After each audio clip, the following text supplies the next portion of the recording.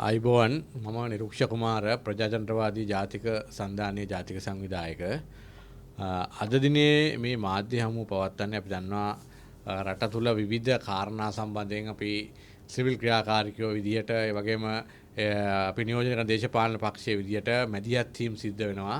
ඉතින් අපිටත් ඕනේ මේ මැදිහත් වීම හරහා මේ රට හරි තැනකට අරන් යන්න. ඉතින් අපි බලාපොරොත්තු වෙනවා මේ වෙද්දි වර්තමාන ආණ්ඩුව මේ තිබිච්ච මජර සිස්ටම් එක වෙනස් කරන්න නීති අනපනත් අරන් එනවා.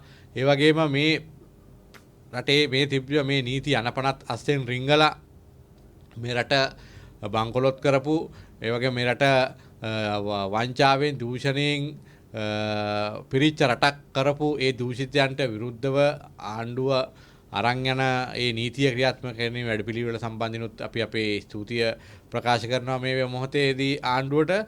මොකද අපි දන්නවා මේ රට බංකොලොත් කරන්න වැඩි වශයෙන් දායකත්වය දුන්නේ මේ රට පාලනය කරපු අවුරුදු 40ක් 50ක් තුල මේ රට පාලනය කරපු ඒ දේශපාලඥයෝ ඒ වගේම මේ දේශපාලඥයන් එක්ක සම්බන්ධතා පවත්වපු රාජ්‍ය යාන්ත්‍රණ රාජ්‍ය නිලධාරීනුත් මේ රට මේ තත්ත්වයට ඇති කරන්න මේ රටේ මේ අල්ලස දූෂණය වංචාව රජ කරවන්න මේ දෙගොල්ලෝ දායකත්වය ලැබලා දීලා තිනවා. ඒ වගේම තව කණ්ඩායම් තමයි මේ රටේ මේ ආකාරයේ මේ දූෂිතයන් විදියට ඒ වගේම මේ අල්ලස් ගැනීම සහ මේ රටේ වංචාවෙන් දූෂණයෙන් අරන් යන්න තව කණ්ඩායම් වගේක් මේ රට තුල සිටිනවා. අපි දන්නවා එවැනි කණ්ඩායම් තමයි මේ දේවාල විහාර දේවාලගම ආඥා 50 යටතේ පාලනය වන මේ විහෙර විහාරස්ථාන දේවාලවල ඉන්න මේ බස්නායක නිලමේවරු. හරිද? එතකොට අපිට පහුගිය කාලේ දැන් අපි අවුරුදු ගානක සිටම මේ පත් වෙලා හිටපු මේ බස්නායක නිලමේවරුන් සම්බන්ධයෙන් අපි දිගින් දිගටම අපේ හඬ අවදි කරා.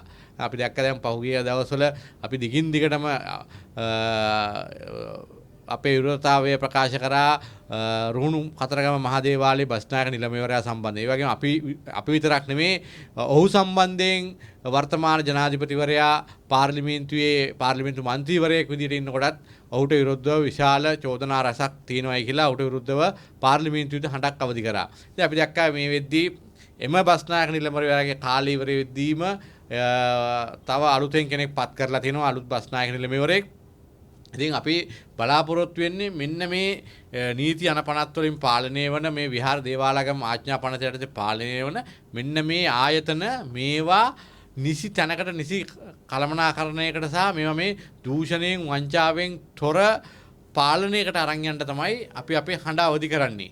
මොකද අපි දිගින් දිගටම ඒ වෙනුවෙන් පෙනී හිටියා. මොකද අපිට තෝනේ මේ ස්ථාන මේවා ඊටාම සංස්කෘතික වශයෙන් පෞරාණික වශයෙන් මේවා මේ රටේ මහ ජනතාවට අයිති. ඒ වගේම සුවසක් වූ බෞද්ධයන් සුවසක් වූ අනිකුත් ආගමිකයන් වැදුම් පිදුම් කරන ස්ථාන. ඉතින් මේ ස්ථාන පාලනය කරන මේ නිලමේවරු මේගොල්ලෝ මේවා තුල කොලනි නිර්මාණය කරගෙන ඉන්නේ. අපි දැක්කා අපි මේ කරුණු සම්බන්ධයෙන් අපි විවිධ ඒ විහාර දේවාලගම ආඥා 50 පාලනය කරන ආයතන සම්බන්ධයෙන් අපි දිගින් දිගටම පෙනී හිටියා. මේගොල්ලෝ මේ තුල කොලනි නිර්මාණය කරගෙන මේවා දීර්ඝ කාලයක් මේ තනතුරු වල රැඳෙමින් මේගොල්ලෝ මේ කරන ඒ දූෂිත ගනුදෙනු සහ දූෂිත ක්‍රමවේදයට විරුද්ධව අපි අපේ හඬ අවදි කරලා තිනවා. දැන් කොච්චර දුරටත් අපි පහුගිය අවුරුදු ගානේ මේ සම්බන්ධයෙන් හඬ අවදි කරත් මේ ඒ විහාරගම් දේවාල 50 යටතේ පාලනය වන ආයතන වල ඉන්න නිලමේවරු අර හිටපු දූෂිත වලල්ලේම හිටපු කොටසක් තමයි ඒගොල්ලෝ. මොකද ඒගොල්ලොත් ඒ දූෂිත වලල්ලේ හිටපු දේශපාලඥයන් එක්ක දේශපාලන සම්බන්ධතා තියාගෙන ඒ හිටපු රාජ්‍ය නිලධාරීන් එක්ක සම්බන්ධතා තියාගෙන ඒගොල්ලෝ රිසිසේ ඒ ආයතන තුල ඒ විහෙර විහාරස්ථානවල ඒගොල්ලෝ කොලනි නිර්මාණය කරගෙන ඒගොල්ලන්ට ඕන ආකාරයට මේ තැන් පාලනය සිද්ධ කරා. දැන් අපිට සිද්ධ වෙලා තියෙනවා ජනාධිපතිවරයා ඒ වගේ වර්තමාන ආණ්ඩුව මේ වල්පැල ගලවන මොහොතේ අපිට ඕන වෙලා තියෙනවා මේ කියන පිරිස් මේ කියන මේ කොළ නිර්මාණය කරගෙන ඉන්න මේ නිලමේවරුන්ට විරුද්ධව නීතිය ක්‍රියාත්මක කරන්න මේගොල්ලෝ කරන මේ මජර ක්‍රමවේදය මේ රටේ මහ ජනතාව දැනුවත් කරලා නීති ආධිපත්‍යය සුරකින්න ආයතන වලට මේවා දැනුවත් කරලා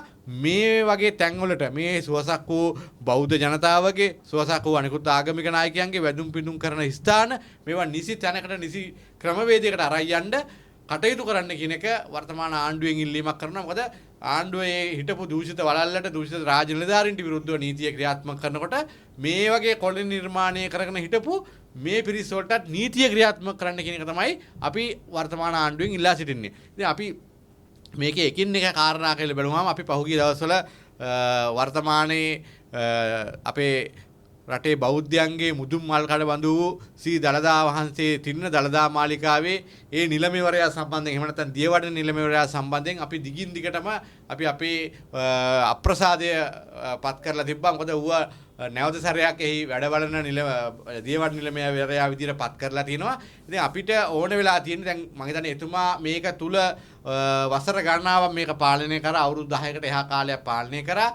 එතකොට දැන් අපිට ඕන වෙලා තියෙන්නේ මෙන්න මේ විහාර දේවාලගම් ආඥා පනත යටතේ මේ තියෙන මැතිවරණ ක්‍රමයේ තියෙන ඒ තෝරාපත් කරන මැතිවරණ ක්‍රමයේ යටතේ මේගොල්ලෝ නැවත සැරයක් මේ තනතුරු වලට එන්න හදනවා.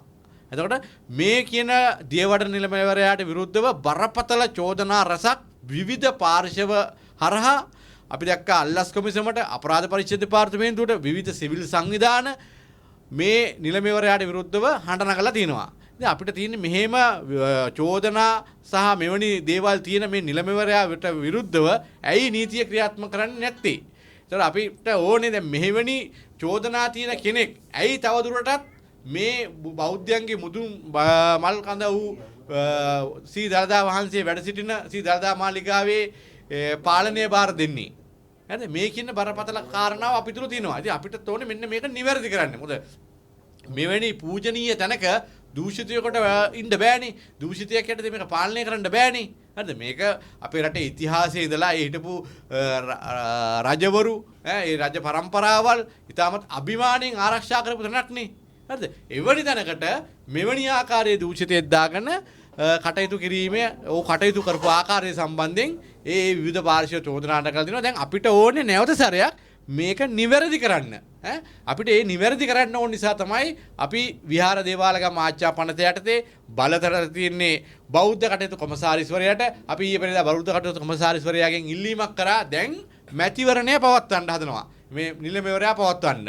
මේ තෝරාපත් කරගන්න. මම හිතන්නේ නොවැම්බර් මාසෙ වෙද්දී මේ නොවැම්බර් 17 වෙනිදාට කලින් මේ නොවැම්බර් 7 වෙනිදාට කලින් මේ මැතිවරණය මේ තෝරාපත් කිරීම සිද්ධ කරන්න ඕනේ. මේ තෝරාපත් කරන සිද්ධ කර ගැනීමේදී අපි දන්නවා මේකේ ඡන්ද 270කට ආසන්න ප්‍රමාණයක් තියෙනවා.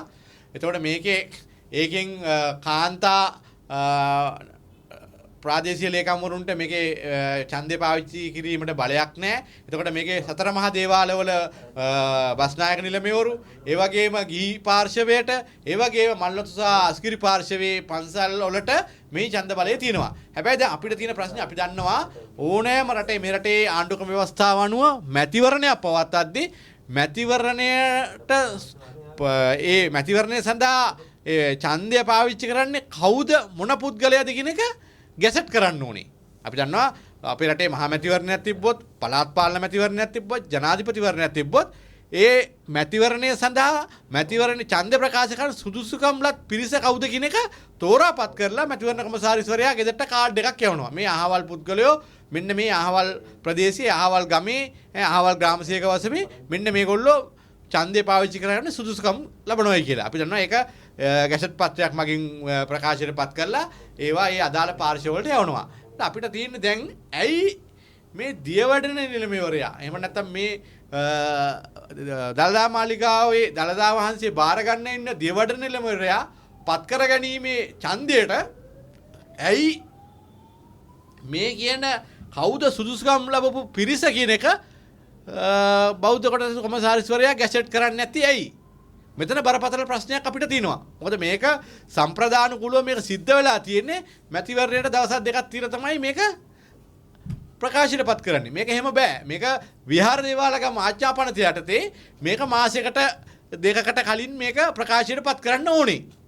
හරිද? එතකොට එහෙම නීතියක් තිබිච්චි ඇයි බෞද්ධ කටයුතු කොමසාරිස්වරයා වෙත මේ වෙනකන් කවුද මැතිවරණය සඳහා ඡන්ද ප්‍රකාශ කරන්න සුදුසු කවුද කියන එක ඒ නම් ටික මේ වෙනකන් ඉවල නැහැ. ඉතින් මෙන්න මේ වගේ බරපතල කාරණා ටිකක් මේකේ තියෙනවා. අපි දන්නවා මේ ආයතන විතර නෙවෙයි මේ විහාර දේවාලගම් ආඥා පනත යටතේ නියාමනය වෙන ආයතනවල බොහෝ බස්නායක නිලමේවරු ඒ අදාළ ආදායම් වියදම් වාර්තා බෞද්ධ කටයුතු කොමසාරිස්වරයාට යවලා නැහැ.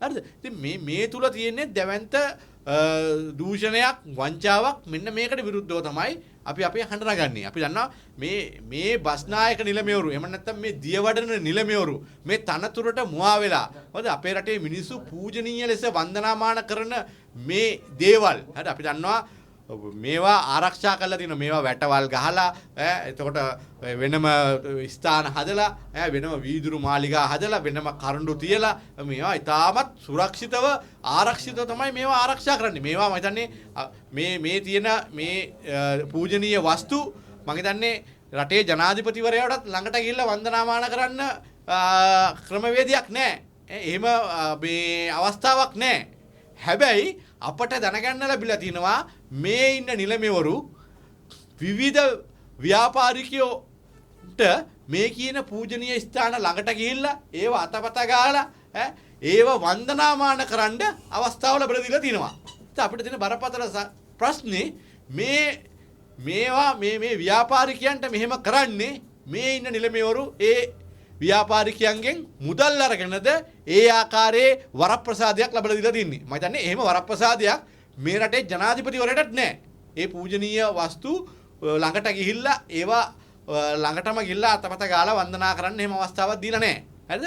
ඉතින් තාම බරපතල කාරණාවක්. ඉතින් අපි කියන්නේ මේ කාරණා සම්බන්ධයෙන් අපි ළඟ සාක්ෂි දිනවා. අපි ළඟ ඒව ළඟ සම්බන්ධයෙන් ඡායාරූප තියෙනවා. මම හිතන්නේ අපි ජනාධිපතිවරයාට බෞද්ධ කටයුතු කොමසාරිස්වරයාට මේ කියන තොරතුරු ටික දෙනවා. අපි යන්නේ අපි විශේෂයෙන් මේ සියලු මහානායක හිමිවරුන්ට සියලුම නිකායවල මහානායක හිමිවරුන්ටත් අපි මේ තොරතුරු ලබා දෙනවා මේ කියන පුද්ගලයෝ මේ කියන නිලමේවරු මේගොල්ලෝ තමන්ගේ තනතුර අවභාවිතා කරලා මෙන්න මේ ව්‍යාපාරිකයන්ට විවිධ පුද්ගලයන්ට මේවා වන්දනාමාන කරන්න අවස්ථාව දීලා තිනවා මේ වරප්‍රසාද ලැබලා තිනවා අපි අහන්නේ මොකද්ද පදනම එහෙම ඒ ව්‍යාපාරිකයන්ට ඒ අවස්ථාව ලැබලා දීලා තින්නේ ඉතින් අපිට තියෙන ප්‍රශ්නේ එහෙමනම් ඒ නිලමේවරු යම්කිසි මුදල් අරගෙනද එහෙම අර දීලා තින්නේ. මොකද මේ රටේ එහෙමනම් සමස්ත මහජනතාවට මේ අවස්ථාව දෙන්න ඕනේ.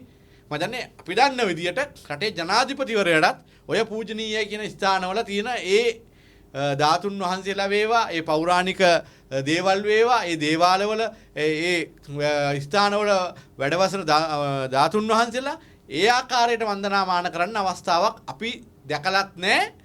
අපි අහලත් නැහැ එහෙම දෙයක්.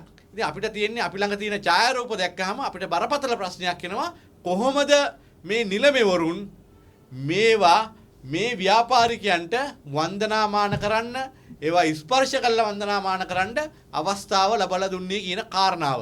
ඉතින් මේ කාරණාව සම්බන්ධයෙන් අපි ඉදිරියේදී මේවා සමාජයට සහ ඒ අදාළ පාර්ශවයන්ට මේ ඡායාරූප පෙන්නලා අපි මේවා සම්බන්ධයෙන් මොනවද ගන්න පුළුවන් නීතිමය කටයුත්ත මොකද මේකට නීතිමය පැත්තෙන් වරදක් තියෙනවද එහෙම නැත්නම් මේක සම්ප්‍රදායික පැත්තෙන් සම්ප්‍රදායක් කඩ කරලා තියෙනවද එහෙම නැත්නම් මේවා අපේ හෙළ සිරිත් විරිත් වලට ඒවා උල්ලංඝනය කරලා තියෙනවද මොකද අපි දන්නවා ඒවා ආරක්ෂා කරන්න ඒ රජ කාලේ ඉඳලම විවිධ පාර්ශව විවිධ තනතුරු ලැබලා දීලා විවිධ පුද්ගලයෝ පත් කරලා තිනවා. මම දන්නේ මේ පුද්ගලයන්ටවත් එහෙම අවස්ථාවක් හම්බෙන්නේ නැහැ. මම දන්නේ ඒවා ආරක්ෂා කරලා තියෙන යතුරු තියෙන්නේ ඊටාම සීමිත පිරිසක් අතේ. අපිට තියෙන ප්‍රශ්නේ ඒ සීමිත පිරිසවත් ඔයගේ අස්සෙන් රිංගලා කොහොමද මේ නිලමේවරුන් ඒ අවස්ථාවේ ව්‍යාපාරිකයන්ට ලැබලා දීලා තියෙන්නේ කියන එක.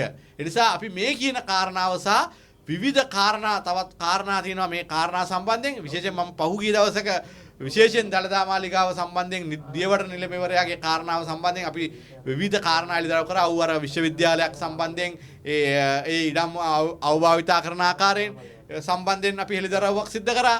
එතකොට අපි දැක්ක අර මේ රටේ බුරමින් ආනයනය කරපු ගෙන්නපු ඇතෙක් සම්බන්ධයෙන් කාරණාව හරිද මේ දේවල් සම්බන්ධයෙන් අපි තොරතුරු දීලා තිනවා. මම හිතන්නේ අපි ඉදිරියේදී මේ කියන කාරණා සම්බන්ධයෙන් අපි සිවිල් ක්‍රියාකාරීකයෝ විදියට අපි අපරාධ පරීක්ෂා දෙපාර්තමේන්තුව අල්ලාස් කමිසමට යාමට අවශ්‍ය තියෙනවා. ඒ වගේ අපි බලාපොරොත්තු වෙන්නේ මෙවැනි දූෂිතයෙක් මේ තනතුරට පත් කරගන්න කාටද උවමනාව තියෙන්නේ.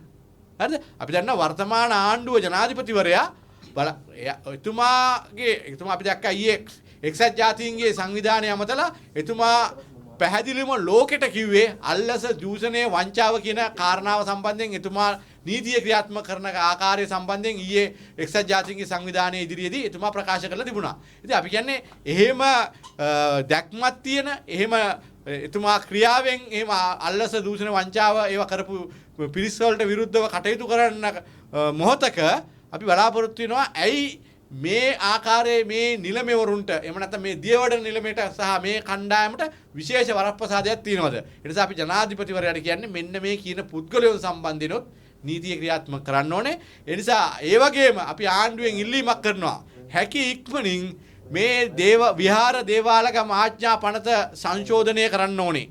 මේක සංශෝධනය කරලා මේ නිලමේවරුන් මේවා පත් කරගන්න මේ ක්‍රමවේදයේ වෙනසක් සිද්ධ කළ යුතුයි. මොකද මේ ක්‍රමවේදය සම්පූර්ණයෙන්ම හැදිලා තියෙන්නේ මේවා ඒ නිලමේවරුන්ට ඒ පත් වෙන දූෂිතයන්ට ඒගොල්ලන්ට වාසි වෙන ආකාරයට. ඒ නිසා මෙන්න මේ අවුරුදු ගාණක් පරණ මේ විහාර දේවාලගම ආඥා පනත අදට ගැලපෙන ආකාරයට සංශෝධනය විය යුතුයි. ඒක කළ යුතුයි කියන එක අපි වර්තමාන ආණ්ඩුවෙන් ඉල්ලීමක් කරනවා. අපි ජනාධිපතිවරයාට තමයි මේ කාරණාව කියන්නේ. අපි බලාපොරොත්තු වෙනවා ඔබතුමාට අර මම ඉස්සෙල්ලා කිව්වා වගේ කවුද අර වරප්‍රසාදලත් පුද්ගලයෝ මේවා වන්දනාමාන කරපු ඒ පුද්ගලයන්ගේ ඡායාරූපත් එක්ක අපි ඔබතුමාට මේවා ලැබෙන්න සලසනවා. ඒ වගේම මහානායකවරුන්ට ඒ වගේම සියලුම නිකායවල මහානායකවරුන්ට අපි මේවා ලැබෙන්න සලසනවා. සලසලා මේවා කොහොමද මේ ආකාරයට සිද්ධ කරේ කියන බරපතල කාරණාව ඔබ වහන්සේලාට සහ සියලු දෙනාගේ අවධානය යොමු කරනවා කියන එක අපි මේ මොහොතේ මතක් කළ